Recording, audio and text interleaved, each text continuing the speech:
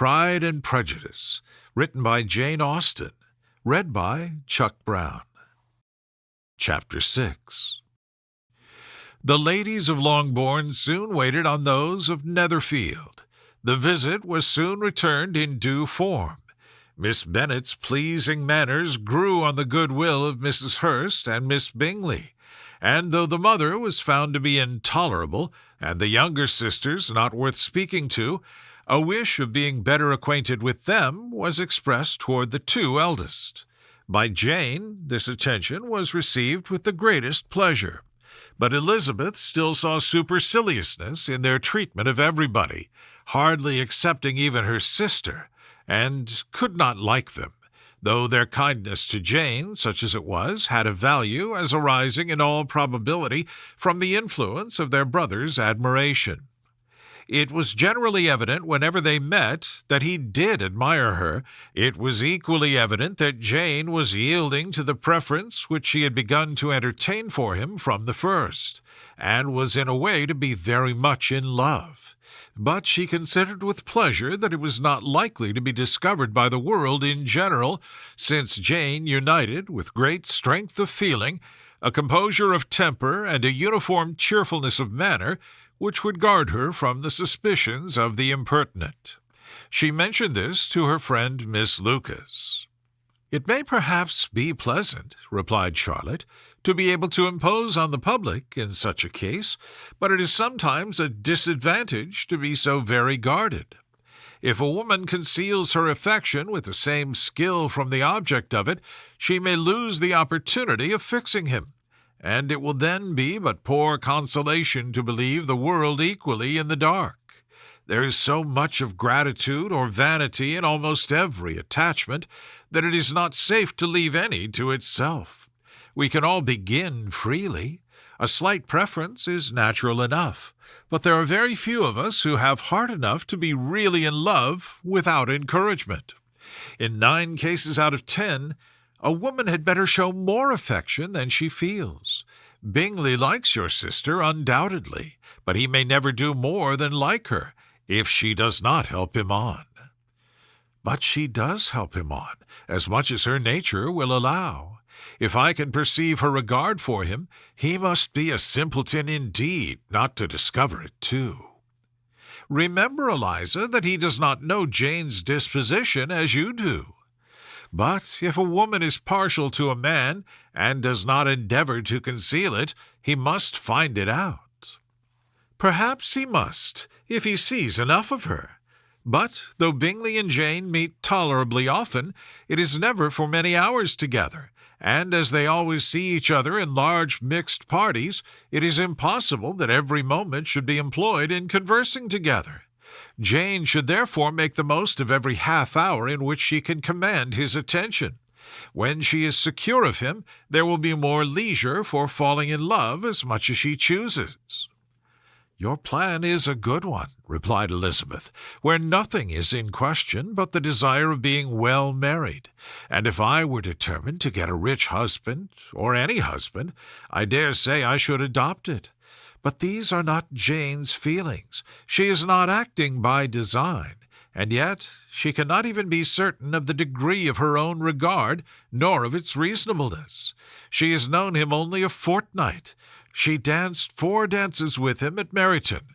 She saw him one morning at his own house, and has since dined with him in company 4 times. This is not quite enough to make her understand his character." "Not as you represent it. Had she merely dined with him, she might only have discovered whether he had a good appetite. But you must remember that 4 evenings have also been spent together, and 4 evenings may do a great deal." "Yes, these 4 evenings have enabled them to ascertain that they both like Vington better than Commerce, but with respect to any other leading characteristic, I do not imagine that much has been unfolded." "Well," said Charlotte, "I wish Jane success with all my heart, and if she were married to him tomorrow, I should think she had as good a chance of happiness as if she were to be studying his character for a 12-month. Happiness in marriage is entirely a matter of chance. If the dispositions of the parties are ever so well known to each other and ever so similar beforehand, it does not advance their felicity in the least. They always continue to grow sufficiently, underlike afterwards, to have their share of vexation. And it is better to know as little as possible of the defects of the person with whom you are to pass your life. You make me laugh, Charlotte, but it is not sound. You know it is not sound, and that you would never act in this way yourself. Occupied in observing Mr. Bingley's attentions to her sister, Elizabeth was far from suspecting that she was herself becoming an object of some interest in the eyes of his friend. Mr. Darcy had at first scarcely allowed her to be pretty. He had looked at her without admiration at the ball, and when they next met, he looked at her only to criticize. But no sooner had he made it clear to himself and his friends that she hardly had a good feature in her face, than he began to find it was rendered uncommonly intelligent by the beautiful expression of her dark eyes. To this discovery succeeded some others equally mortifying. Though he had detected with a critical eye more than one failure of perfect symmetry in her form, he was forced to acknowledge her figure to be light and pleasing, and in spite of his asserting that her manners were not those of the fashionable world, he was caught by their easy playfulness. Of this she was perfectly unaware. To her he was only the man who made himself agreeable nowhere, and who had not thought her handsome enough to dance with. He began to wish to know more of her, and as a step towards conversing with her himself, attended to her conversation with others. His doing so drew her notice. It was at Sir William Lucas's, where a large party were assembled. "What does Mr. Darcy mean," she said to Charlotte, "by listening to my conversation with Colonel Forster? That is a question which Mr. Darcy only can answer. But if he does it any more, I shall certainly let him know that I see what he is about. He has a very satirical eye, and if I do not begin by being impertinent myself, I shall soon grow afraid of him." On his approaching them soon afterwards, though without seeming to have any intention of speaking, Miss Lucas defied her friend to mention such a subject to him, which immediately provoking Elizabeth to do it, she turned to him and said, "Did you not think, Mr. Darcy, that I expressed myself uncommonly well just now, when I was teasing Colonel Forster to give us a ball at Meryton?" "With great energy, but it is always a subject which makes a lady energetic." "You are severe on us. It will be her turn soon to be teased," said Miss Lucas. "I am going to open the instrument, Eliza, and you know what follows.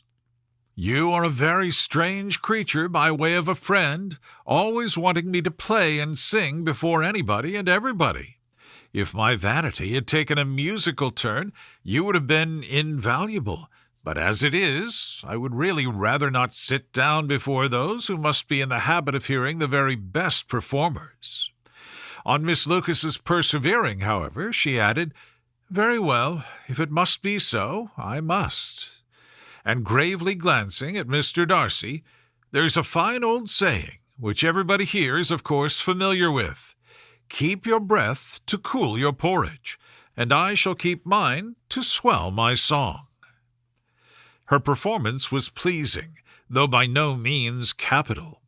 After a song or two, and before she could reply to the entreaties of several that she would sing again, she was eagerly succeeded at the instrument by her sister Mary, who, having, in consequence of being the only plain one in the family, worked hard for knowledge and accomplishments, was always impatient for display.